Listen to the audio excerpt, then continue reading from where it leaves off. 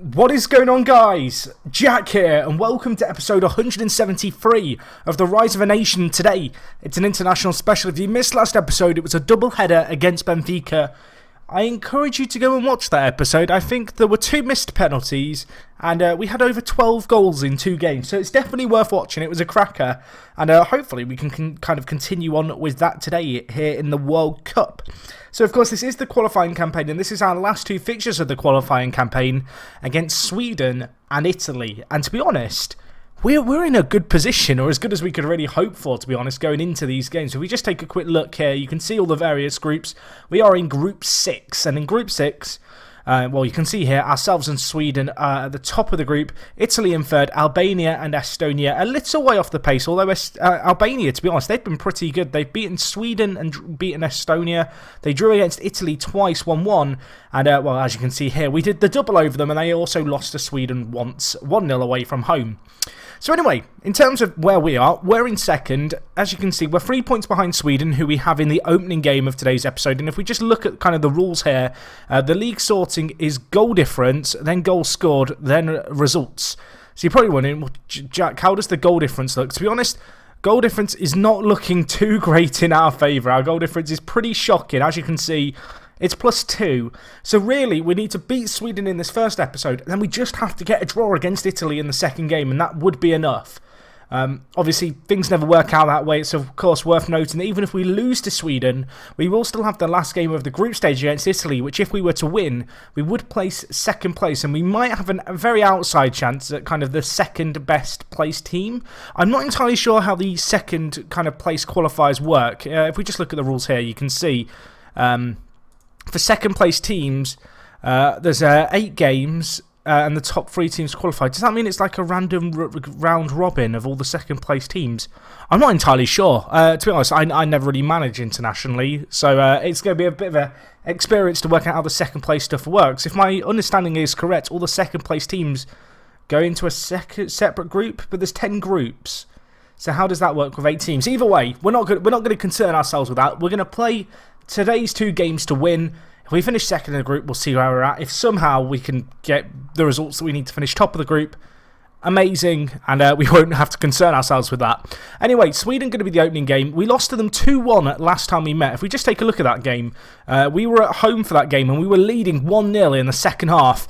And then Jose Luis Salas decided he was going to give away a penalty and then argue with the officials. He got 2 yellow cards in the same minute. Gave away a penalty, Sweden scored it, and with the man advantage they made it count. But actually, looking at the stats, as you can see, it was a fairly even game up until that point. So really, I'm hoping we can give them a good game today. In terms of our team for this game against Sweden, you can see it here. I don't know where all the grey bars have gone underneath the rolls. Let's try refreshing the page. There we go.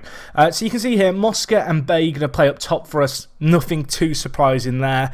2 very good strikers, 2 players who have been absolutely superb, really, for us. For Gibraltar, they've got goals in them, certainly. Anibal Perez is going to play a little way off them. Behind them, the 30-year-old, obviously a very, very good player. Another player who likes to argue with officials. Hopefully our players can be well disciplined today. In midfield, born in midfielder, it's the Ginger Ninja himself. It's Danny Evans, 34 years old. I can't really imagine he's going to be playing too much more international football after this, but he holds a space in the squad right now. I would say that the centre of midfield, and just our midfield in general, is probably our weakest area. We don't have any wide men as such. Other than Steve Henney, and the centre mid area a little bit weak, I think it's fair to say. Anyway, Ethan Brunt, the next of our centre midfielders, and alongside him we have Damien Foray, who of course is homegrown and kind of brought up and born in Gibraltar. One of the few players in our side who is kind of like that, isn't just kind of another nationality who's decided to become Gibraltarian.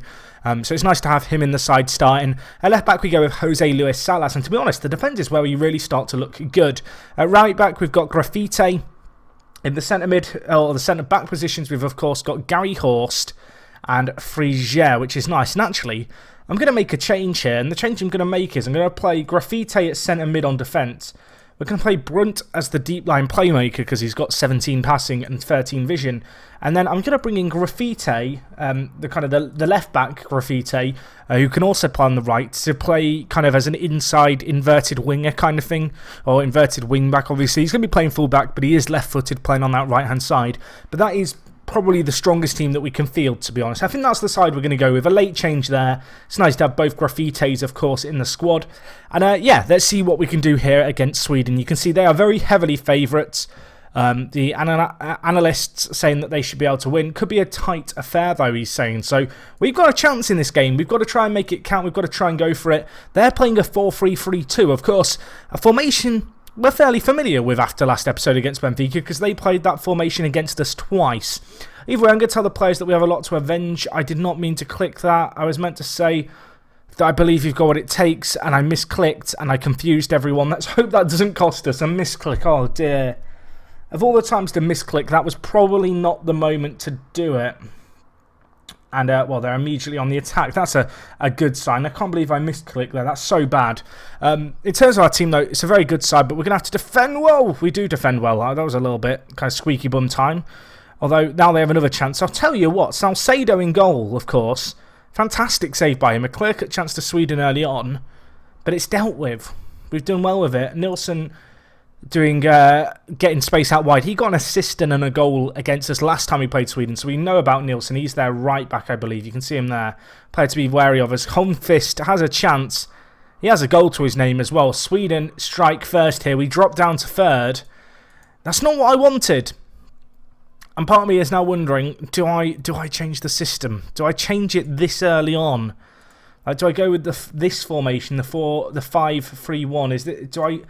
I mean, it'd be very early to go this defensive, but at the same time, it kind of works, and Graffiti can slot in there, and it kind of suits our team. I'll tell you what, we're going to do it. Someone would call this a panic move. I might be one of them who might refer to this as a panic move, but we played this kind of 5-3-2 before, and I do wonder if having the kind of 5 at the back could really nullify Sweden's attack, and hopefully we can just kind of hit them on the counter twice. I feel like that's got to be the approach going into today's game. It's not the greatest first half. I'm going to tell players I expect them to do a little bit better. I want to tell Mosca there's no pressure on him either, though. He's looking a little bit stressed at the moment, and unfortunately, my words of wisdom at half-time not going to make him any less stressed. But no, we're going to stick with the 5 at the back.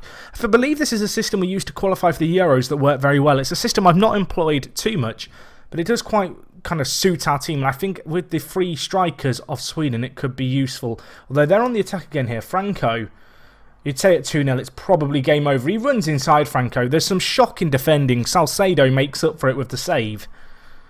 Can we deal with that set piece now? We can, although we have no one at the edge of the box. Nice tackle, though. But Sweden still with the ball here. Nilsson, number 2, a threat, whips it in. It's cleared away. We live to fight another day. You'd have to say, looking at the stats, Sweden probably been the better team. I think that would be a fair assessment of the game thus far. They've had a lot more of the chances. That said, we are having a few opportunities of our own. We are on the attack here. Mosca, Brunt at the edge of the box. Perez, Ludwig Young, you've bottled it, son. But I don't care. It's 1-1. And of course, the Gibraltar Apex goalkeeper, he's had a mare there. The throw-in comes in. Mosca on the volley. Ethan Brunt lays it in. Perez has an effort. Oh dear, Ludwig. Oh dear, oh dear. I'm not complaining. It's 1-1. And with our first shot on target, we score. 30 minutes left. They're going to want to attack now, Sweden. They are going to want to go forward here. It's, of course, not the best result really for us to draw. We kind of need to play for the win. But we're going to stick with this formation. It's served us well so far, although they have a chance. Holmqvist with the effort. It was saved by Salcedo, though. What a stop that was by the big keeper. And well, you can see Sweden with all the chances. But we're on the attack again. Bay tries to flick it inside. Unfortunately, can't get there. But Gary Horse reads that nicely. Perez. Mosca, please finish that. Mosca, oh, you've got to bury that. Such a good opportunity. Our first clear-cut chance of the game. Sweden have had 2 clear-cut chances and 3 half chances. They've not taken them. We might have just squandered our 1 chance to win this game. 8 minutes left. I mean, I can't really push Salas forward. I mean, we'll change our fullbacks to complete wingbacks on attack. Where else are we kind of struggling? Anibal Perez is lacking fitness, but I've got to play him. We'll bring in Foray to go at centre attacking mid, I think. In fact, do I want to do that? I kind of need to push Perez on forward. That's just what I'm thinking. Unless I go with another striker. At what point do I bring on Henny? We have 8 minutes left. We need another goal, don't we? How do I want to change this? I've got to commit men forward now. That's the kind of issue I've got here. Where are we struggling in midfield? Perez is really struggling, but I have to keep playing him. We'll take off Ethan Brunt, and we're going to bring on another striker. I think we've got to at this point. We're going to bring in Henny. He's going to play as a false 9 in the middle. We'll see how he gets on there. He's a good false 9. We'll have Mosca and Bay either side. We need the fullbacks to push on a little bit. Committing men forward now. It's a bit of a risk, but we need something to happen. We've probably got to go on attacking as well. I think we'll stick with the rest of our instructions for now. We'll cancel those changes. Salas wins it. We need another goal. There's 4 minutes left. We're committing men forward. It's kind of shooting ourselves in the foot. Sweden coming forward here now with it. They've got men free in the middle. It's a shocking effort by Holmqvist for them. 3 minutes left. We've committed everyone forward. I wouldn't be surprised if we concede now. There's 2 minutes left. Time ticking away. There might be one last chance for either team. Sweden actually bring it forward. Frigier wins it though. Mosca threads it to Henny. Back to Mosca surely. Oh, he can't break free of his man. Stromberg wins it. And now it's going to be Sweden bringing the ball forward again. Jonasson lays it out wide to Nilsson, who we know is a threat. Whips it in back post. Graffite clears it, but only as far as Caldias. Magnusson. Nice tackle by Salas. Can we counter now? We have men up here. Perez. Fred through Bay. Go on, Bay. You've got to score. Come on, please. Yes, let's go. It's 2-1. Damien Bay has just scored a goal with 1.5 minutes left that gives us a chance at the World Cup. Bay, I thought he'd taken it too wide. He squeezes it in. Park the bus, boys. Get the bus. Get everyone on it. We are defending now for the rest of this game because we do not need to commit men forward. I don't know how we're in this game, if I'm honest. I almost want to just... I want men out wide to cover. Let's just drop everyone back. Completely out of position. It really doesn't matter at this point. We'll stick Henny up on his own up top. Mosca, wide midfielder, defender. I don't care if you can't defend. You have to do it for, what, 1.5 minutes? I mean, maybe I'm screwing myself over here, but I feel like we just kind of have to boot the ball clear at this point. We don't need to look for the overlap anymore. Pump it forward. Stick to your positions. Be more disciplined. We have 1.5 minutes to hold on in this game. 1.5 minutes. Sweden, though, with the ball. Half a minute left. Mosca, nice tackle. No one forward. Sweden just going to be throwing men forward. They've got a chance here, maybe. That's going to be it. It's a goal kick. Bay has just scored us a goal, which gives us a chance at a World Cup placement. I don't know how we've done that. We've been dominated for that game. We stuck at it, though. We didn't get a sending off like last time. And we come back from behind to win. And going into the last game, it's either going to be ourselves or Italy topping the group. Sweden have bottled it there because with ourselves and Italy playing in the last game, one of us is guaranteed to get at least 1 point. And 1 point at this point, that would be enough for us to top the group. And that is something I did not think I'd be saying at the start of this campaign. What a mad kind of sequence of results. Italy, how did they get on? They beat Estonia 1-0. Estonia, worth noting, they've not won a game. They've scored 1 goal or 2 and Italy scraping a win. They have been shocking in this campaign. We've got a chance. We've got a real chance. Italy have not been at the races. They slaughtered us in 1 game, but with the exception of that, they have struggled. And I am nervous. Right, let's get into that next game now. Oh, that was edge of your seat stuff. I didn't enjoy that, but we got the result that we needed. And hopefully now we can kick on and get 1 more result. A draw would be enough. We're playing 5 at the back. I don't care if it's negative football. That's how we're going to approach the game. Guys, stick around. I will be back. I'm exhausted after this game. How am I meant to do another match after that? I don't know. Join me in a sec. We're gonna get right into it. Jeez. Okay, guys. So we are back here for the second game of today's episode. And well, after that Sweden result, I am really on a high. I had to go out and run some errands with it being the weekend. And I was thinking about how do I want to approach this Italy game. I was so excited after that Sweden game. I've calmed down, I've reflected on things, and it was kind of the dilemma in my mind was, do I park the bus still, or do I try and make something happen? Of course, a draw would be good enough for us in this Italy game, and we are at home. That said, I think this is the team I'm thinking of going with. It's like a 5-3-2. It's the same formation we kind of switched to against Sweden, really. My concern is how tired a few of our players are. I'm looking at Frigier and Graffite, really. Part of me feels like I should probably take off Graffite and bring Jason Hall in. Maybe. I feel like the wing-back position is a position where you are going to get players who just naturally get tired. The other thing is Frigère and Anibal Perez both really struggling with fitness. Realistically, Anibal Perez is pretty much a guaranteed sub at some point. And do I really want to have 3 players with below 90 condition? I think the answer is no. So I'm going to have to bring in Jason Hall. Of course, a long-term servant of the Apex. Very good player mentally and physically, to be honest. He's a good defender. Not amazing going forward, but has some half-decent crossing. And, well, if Glenn Gilbert back all those years ago taught us anything, it's that you don't have to be good at crossing to be a good fullback. And Jason Hall, 29 years old, hopefully going to prove that kind of true once more here. We're going to play him at left-back. The other option I've got is, do I want to drop Frigère? He's on 85% condition. The kind of only real replacements I have would be Danny Evans or Bulat. Danny Evans is just, he's old now, the Ginger Ninja. Not the greatest in the air either, only 9 heading, probably not trustworthy, I guess. Bulat's the other option. He's actually a very good limited defender. He's kind of got what you want in a kind of limited defender, as you can see here. It's a case of, do I want to play him ahead of Frigère? And Frigère's a very, very good player. That's the other thing worth considering here. I mean, if we just compare these guys as limited defenders, I think Frigère has it by a margin. You can kind of see their position in the only area where Bulat is stronger. So I guess we'll stick with Frigère. Hopefully he can see out the game. But yeah, I'm going to go with this, I think. So it's going to be Salcedo, who had a great game last time out in goal. Obviously now playing for College Europa, playing regular first-team football, which is nice. Elsewhere in the team, Mosca and Bay up front. Obviously, Bay, massive performance last game. Hopefully, he can do more of the same, of course. One of our real kind of key areas of strength, I guess, is just how fast our strikers are in Mosca and Bay. 2 players very capable of hitting teams on the break and hopefully punishing them. Mosca was a little bit quiet against Sweden. I'm hoping he can step things up. I am going to play Perez. He's very tired, needs a rest. He isn't getting one today. He's going to start the game. We've got Graffiti playing the defensive midfielder role for us. A very good kind of defensive player anyway. Delighted to have him, obviously, in the side.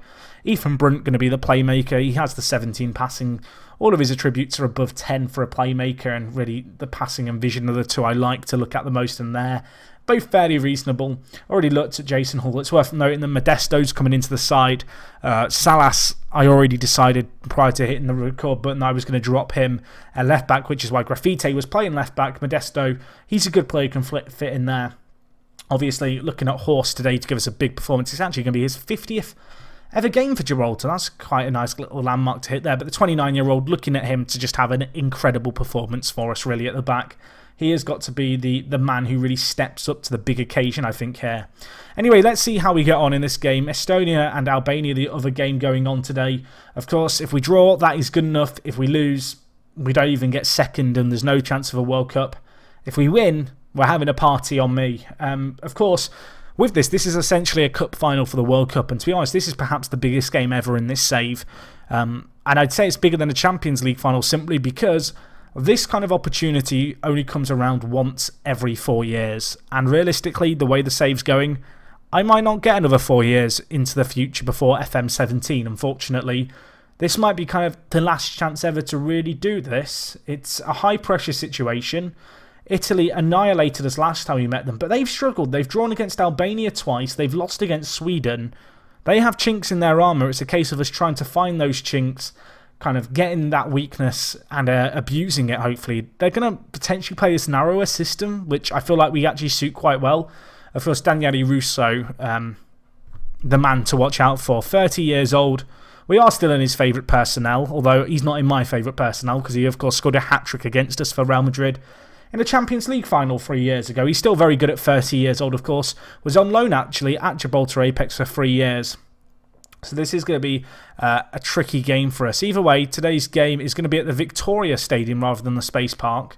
So it's not going to be the biggest game or the biggest stadium in the world, but this is one of the biggest games in the world, really, for us. Let's hope the players can just give a good performance here. We got annihilated by Italy last time we played them. Granted, I was a little bit naive with how I approached the game. And why are they... What is that? Who's their manager? Because that is a weird formation. I think it's Verratti. I mean, it could be formation, man. What is that formation that Italy are playing? I'm pretty sure Verratti's their manager, if my memory serves me correctly, which it does. I mean, what are you doing? What is that? I mean, does my system really suit playing this? I don't know. I'm a bit... They've caught me. They've caught me here. I've been planning for this narrower system. I knew this was a system they might play, because I'd seen them play it in a few of their previous games when I was just having a look, but I didn't think they'd play it against us, because in their recent games they have played that narrower 4-2-3-1. I mean, I'm going to have to tell the players to get revenge on Italy after last time, but that formation has thrown me for 6. I don't really know what to expect here, and I'm even making up phrases because it should be hit me for 6 rather than thrown me for 6. Cricket reference game, not on point there. Perez, can we make something happen from kickoff? Of course not. This is a big game. I'm excited. A draw good enough. A win good enough. Really, I just want a competitive game here against Italy. I believe they are currently kind of in the top 10 in the world. They were the #1 side, of course, a year ago. They had a terrible World Cup qualifying campaign, as you've seen, and they have dropped down the rankings a little bit. They have had a bit of a resurgence. So this isn't going to be easy. Lombardi, edge of the box, hits it. Salcedo with a save. He stops it again. What a save by Salcedo. The second effort was offside. He didn't know that. But nice stop right there. Apparently they're getting too much time and space between our midfielders and attackers. Ball to the edge of the box. Coletta bearing down on our goal. Let's not foul him. Don't let him get the ball into the box either. He does get it in. Russo's there. And it's Budigimon. Budignon, that's his name. And he's not Digimon. He scores. Daniele Russo with the assist. 23 minutes gone. Italy have had chances. We've had chances too, but it is first blood to them. And well, the Victoria Stadium, where it all started for us at Gibraltar Apex, it's the scene of today's game. I'm just hoping that we can keep fighting in this game, really. That's the big test. This stadium has seen a lot of games for us over the years where we fought against the odds. I mean, we're 1-0 down, but we do have the ball here. Jason Hall, can he get a ball into the box? Perez to Modesto, the right back. He's not going to shoot from there, surely. Can he get the ball into the mixer? He does. Bayes there. Can he finish it? He hits the woodwork. A real opportunity going our way. We're not going to have many of them. Just a reminder, 1 goal would be enough as things stand. A draw would be good enough. Anibal Perez is really struggling. I'm going to have to tell the players that we owe Italy again and hope that they react to that. They do react to it. Bay is really struggling. Anibal Perez is really struggling. As long as the game remains 1-0, we've got a chance. The thing to note is obviously that there is a point at which we have got to go on the attack. We have got to throw a few men forward and try and make something happen.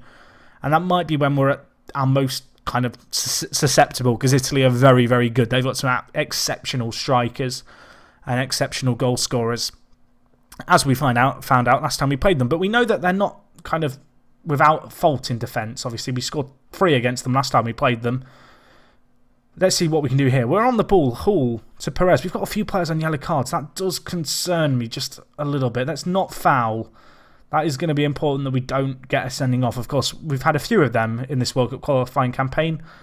And of course, one against Sweden, which immediately springs to mind, is one that hurt us. Either way, we have the ball here. Bay up to Perez. Can he thread through Mosca? Mosca, can he turn his man? Options in the middle. Can he cross it? He can. Perez is there. Let's go. It's 1-1. Anibal Perez, he is dead.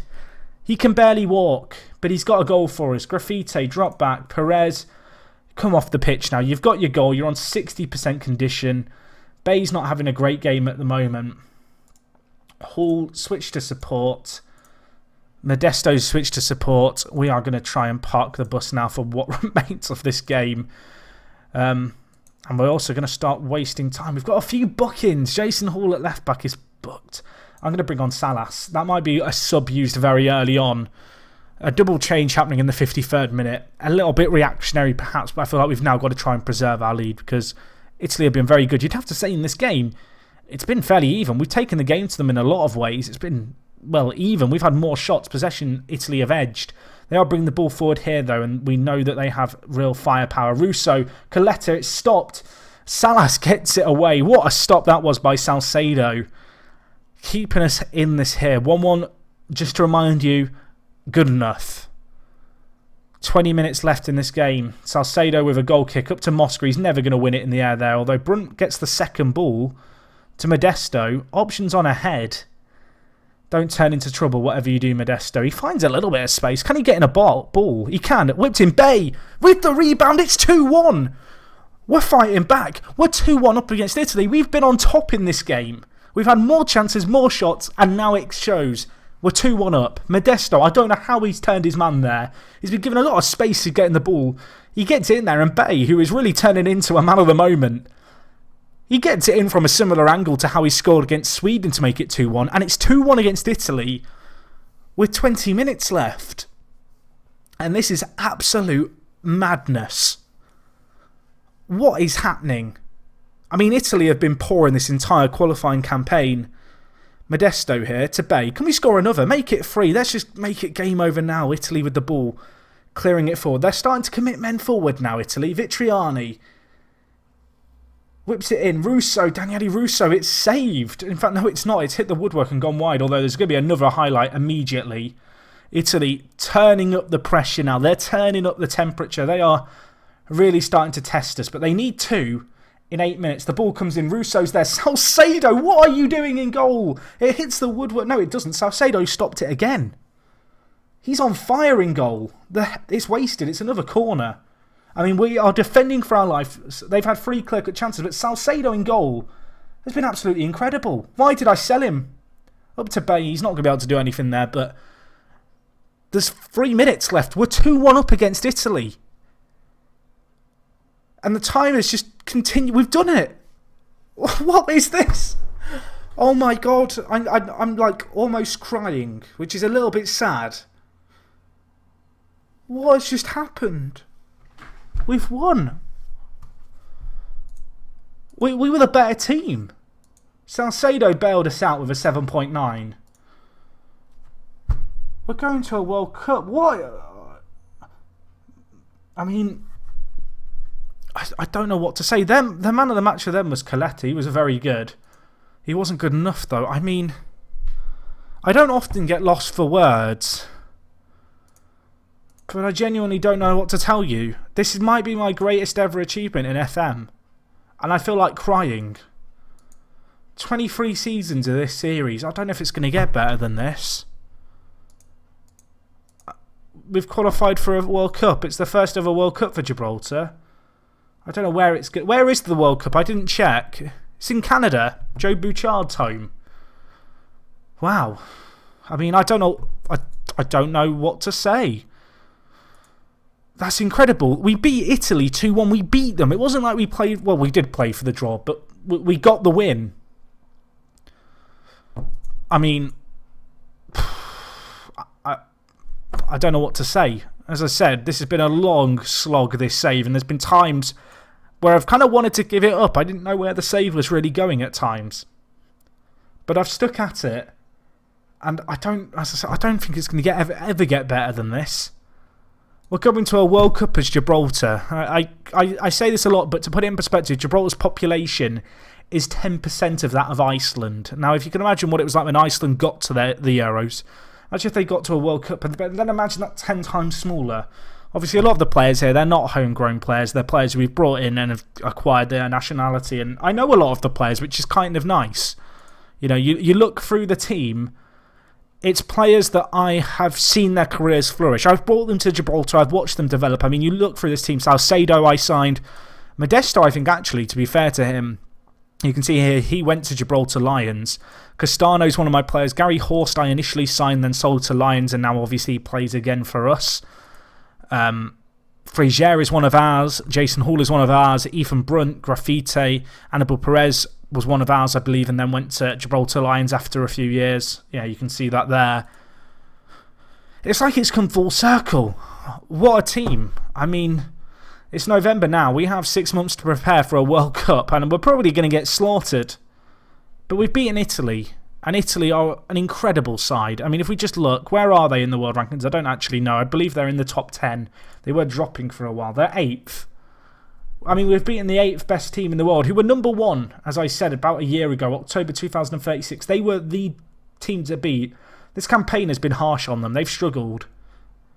And we've come out on top. Daniele Russo, I mean, thank you for not scoring against me. The curse is lifted. The Daniele Russo curse of him just scoring against me. 2-2-1 wins against Sweden and Italy. We've scraped through. You look at the wins.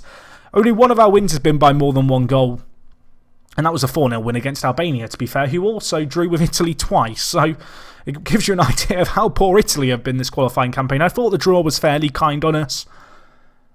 But I didn't, in my wildest dreams, I did not think we'd top the group as we have done and beat Italy on the final game to do so. That's an incredible achievement. I mean, I don't know what to say. I mean, our discipline, not the greatest. 3 of our players got the most yellow cards, but we did what we had to. I guess all I can really say at this point is thank you to you guys who have been watching this series from the beginning. If you've come halfway through, thank you for joining the journey. I feel like this is a save which I'm going to look back on in a few years' time with pride and wonder why the hell did I do 23 years of that hell. I'm just hoping we can now try and win a Champions League as well, really, if I'm honest. It's an incredible achievement. We've bottled the last 2 Champions League finals. I was worried we were going to bottle this game as well, but we've come out on top somehow. The fact we won it, I would have been happy with a draw. I would have been happy to scrape the draw, but we fought back in the second half. But yeah, as I said, thank you for watching. If you've watched from the beginning, if you've watched from today, if this is the first episode you're watching, welcome. I recommend you go on the journey that I've been on. It's been fun. As always, if you've enjoyed this video, you could hit the like button. If we get, I don't know, we've not been getting that many likes on this series lately because of kind of the fact FM's kind of dead. And the series has been going on for a while, and I know some people are kind of bored of it.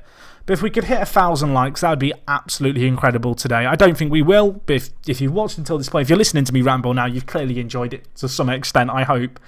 If you've got any comments, please leave them down below. Wow. I mean, thank you. Again, I've said it 3 times now. I'm going to end it here.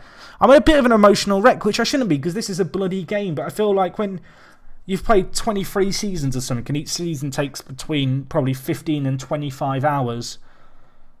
Like, that's a long, long time to dedicate to something and to kind of hit a landmark that you kind of set towards the beginning that you never thought you'd reach. It's just a massive achievement, and I'm delighted. Yeah, that's me done. I don't have a speech prepared. I'm going to end here. I'm obviously still half the job's done now. We've got to World Cup. Now we need to try and win that. That's going to be the real challenge. Anyway, I'm going to end it here. Guys, thank you so much for watching. Thank you for your ongoing support. Leave a like if you enjoyed. And hopefully I'll see you guys on the next one. We still have a Champions League campaign to worry about. And, well, I'm kind of looking forward to getting my teeth into it now. So that's all from me. Thank you for watching. It is me, Jack. And, yeah, I will talk to you guys in a bit. I'm out.